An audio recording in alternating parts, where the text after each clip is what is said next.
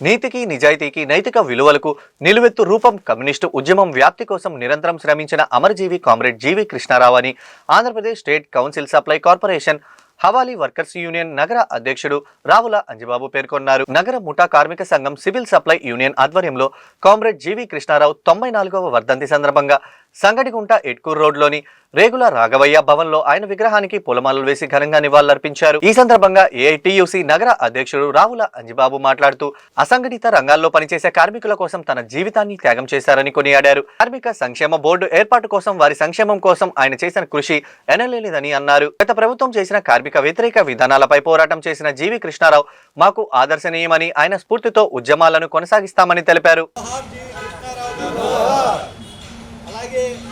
నగర ముఠా కార్మిక సంఘం జీవి కృష్ణారావు గారి 94వ జయంతి ఈరోజు నగర ముఠా కార్మిక సంఘం సివిల్ సప్లైస్ కార్మికుల ఆధ్వర్యంలో నిర్వహించుకోవటం జరుగుతుంది. ఏదైతే జీవి కృష్ణారావు గారు అసంఘటిత రంగ కార్మిక వర్గాన్ని ఏకం చేసి రాష్ట్ర వ్యాప్తంగా వాళ్ళ హక్కుల కోసం నిరంతరం పోరాటాలు జరిపి వారి హక్కుల కోసం సాధించుకోవటం జరిగింది. అలాగే నేడు కేంద్ర రాష్ట్ర ప్రభుత్వాలు అనుసరిస్తున్న కార్మిక ప్రజా వ్యతిరేక విధానాలపై ఆయన చూపిన దారిలో పెద్ద ఎత్తున ఆందోళనకి కార్మిక వర్గం సిద్ధమవుతుంది.